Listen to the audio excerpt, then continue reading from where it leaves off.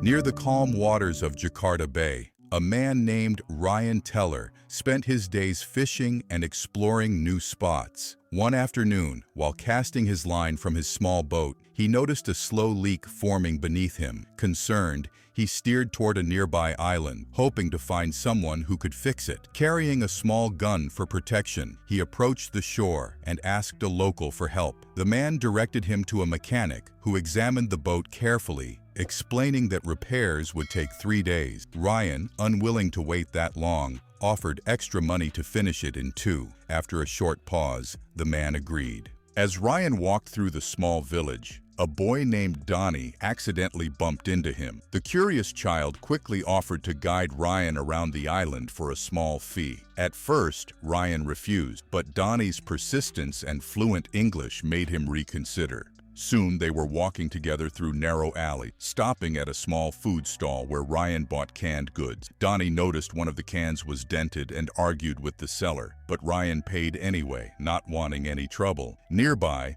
a struggling woman begged another vendor for food on credit. The man refused, mentioning her unpaid debt. That woman turned out to be Donnie's mother, Jenty. When she saw her son with Ryan, she thanked him in broken English and invited him for dinner. Ryan politely declined, but Donnie was excited that a foreigner had spoken to them. Before they left, Jenty reminded her son to be careful around strangers. Later that evening, while Ryan was eating alone on his boat, he reconsidered her offer and decided to visit them after all. Elsewhere that same night, on another boat, a woman screamed for help as she was dragged by a man named Yanto, the head of a crime group that trafficked young women from nearby islands. Yanto commanded his men to find more victims to send to a powerful man in Jakarta known as Lee. Back at Jenty's home, Donnie proudly told his friends about meeting Ryan, though they didn't believe him until Ryan arrived carrying freshly caught fish. Jenty welcomed him warmly, and they shared a humble dinner. Ryan learned that Donnie's father had died years earlier, leaving the family struggling. Before leaving,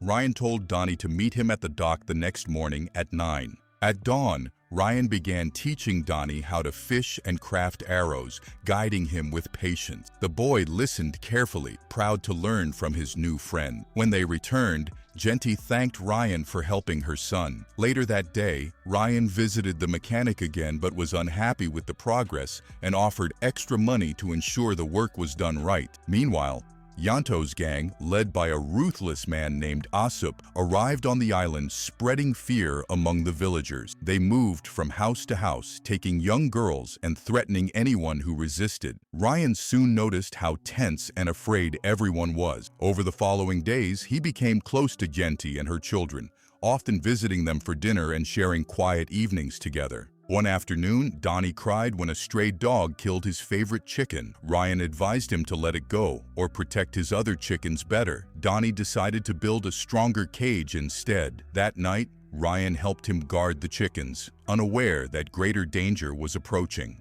The next morning, Donnie helped Ryan carry supplies from the market. As they walked through a narrow street, Asup and his men sped past recklessly, hitting Donnie with their car and driving off without stopping. Furious, Ryan threw a rock that shattered their rear mirror. The gang stopped, jumped out with machetes, and surrounded him. Ryan stayed calm, leading them to an isolated spot. When one man attacked, Ryan fought back with deadly precision, eliminating them all. Covered in blood, he rushed to Donnie, who lay injured but alive. Asup, terrified, watched from the car, realizing his men were gone. Ryan carried Donnie home, where Jenty panicked at the sight. Using medical supplies from his boat, Ryan cleaned and treated the boy's wounds with skill, leaving Jenty speechless. When she asked if he was a doctor, Ryan quietly avoided the question. Through her tears, Jenty explained how the gang visited the island every month, taking money and young girls. Realizing the danger, Ryan offered to take them away, but she refused to leave her home. Meanwhile, Asup ran to tell Yanto what had happened. When Yanto saw Ryan's picture, he froze. He sent it to his boss, Lee, in Jakarta, who immediately recognized the man, Ryan Teller, a former assassin long thought to be dead. Lee ordered his men to capture him alive. Ryan pointed his gun at Tom, demanding answers. Trembling, Tom admitted he had accepted a contract to kill him because he was desperate for money. Ryan stared in disbelief, betrayed by someone he once trusted with his life. When Ryan pressed for details, Tom revealed that Lee from Jakarta was behind the attack and had hired 3 assassins in total. One was already dead, he said, and warned that Lee controlled the island's criminal network. Pleading for forgiveness, Tom promised to disappear, but Ryan knew the betrayal was too deep. With a heavy heart, he pulled the trigger, ending Tom's life. Elsewhere, Yanto's anger boiled over. Ignoring Lee's orders once again, he sent his men to eliminate everyone close to Ryan, including Genti and her children. Aesop led the assault team without hesitation. Meanwhile, Ryan removed a small tracking device from under his skin, activated it, and sent a coded signal across a hidden network. Far away in New York,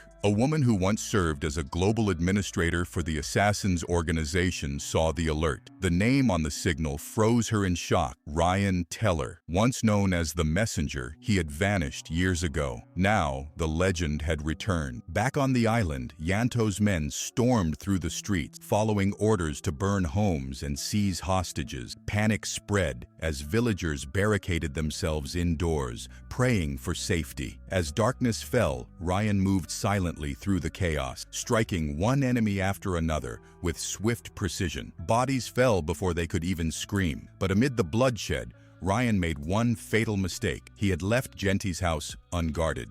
When he returned, he found the door broken and Genti lying on the floor, badly wounded. Donnie and Dewey were gone. At first, he thought she was dead, but then she gasped faintly. Ryan worked quickly, giving her emergency care. Moments later, the phone taped to the wall rang. When Ryan answered, Lee's cold voice echoed through the speaker. He demanded that Ryan come to Jakarta within 4 hours or both children would die. Ryan promised Genti that he would bring them back alive. With the help of frightened neighbors, he stabilized her and prepared to leave. On Yanto's ship, chaos erupted when a shadowed figure boarded undetected. Yanto panicked, calling Lee for help, but Lee reminded him coldly that he had warned him not to act alone. Furious and terrified, Yanto ordered Asup to kill the intruder and all captives to erase evidence. Inside the ship, Ryan discovered a locked room filled with frightened women. He freed them and handed one a pistol. Moments later, Asup burst through the door, and one of the women shot him dead. Gunfire erupted throughout the vessel. Yanto and his men tried to fight, but Ryan moved like a phantom, killing them all. Realizing his end had come, Yanto begged for mercy, but Ryan shot him without hesitation. Determined to save the children, Ryan sped toward Jakarta by boat. During the trip, he contacted the same woman who had received his signal earlier and requested sniper support. Only one marksman was available, demanding $1 million payment. Ryan transferred the money instantly. At Tanjung Port, he spotted the sniper's green infrared beam. They exchanged codes, confirming the partnership. Ryan then hired a taxi driver named Audi to help him navigate. His first stop was a guarded compound where he believed Dewey was being held. He told Audi to wait outside no matter what happened. As the guards approached suspiciously, the sniper opened fire, clearing the path. Ryan stormed inside, moving room to room until he reached Dewey, held at gunpoint by one of Lee's mercenaries. The man taunted Ryan while streaming a live video call to Lee. Lee appeared, furious yet thrilled, accusing Ryan of killing his parents years ago. He ordered Ryan to drop his weapon, threatening Dewey's life. But before the man could act, sniper bullets shattered the windows, cutting down Lee's guard. Ryan shielded Dewey and warned Lee that if anything happened to Donnie, he would destroy everything Lee cared about. After rescuing Dewey, Audi drove them to safety while his wife treated Ryan's wound. Checking his tracker, Ryan saw Donnie's signal still active at a place called the Red Club. With barely an hour left, he and the sniper prepared one final assault. At the club, Audi pretended to be a wealthy customer, bribing guards with cash wired to hidden explosives. Inside, flashing lights and pounding music masked the tension. As guards pocketed the bills, Ryan detonated the charges remotely. Chaos exploded through the building as Ryan stormed in with precision shots. Guided by the sniper's calm voice over radio, he eliminated every gunman. Downstairs, Lee realized his empire was collapsed. Ryan fought through the final corridor, killing another assassin before confronting Lee himself. The crime lord struck back savagely, grabbing the same sword Ryan had once used to murder his parents. He stabbed Ryan deeply, gloating that the children now belonged to him. Then, from behind, Donnie appeared, bow drawn, and released an arrow straight into Lee's chest. As Lee fell, Donnie whispered, "The dog must die." Wounded but alive, Ryan urged the boy to close his eyes and finished Lee himself. They escaped the burning club just as police sirens approached. Later in Audi's car, the exhausted driver found a black suitcase left on the seat. Inside were stacks of cash and a photo of Ryan with Genty and her children. Realizing it was Ryan's farewell gift, Audi smiled quietly, grateful that they were safe at last. End the movie? If you enjoyed this video, be sure to check out our other recaps and subscribe for more content. And leave comment below. Thanks for watching, and we'll see you in the next video.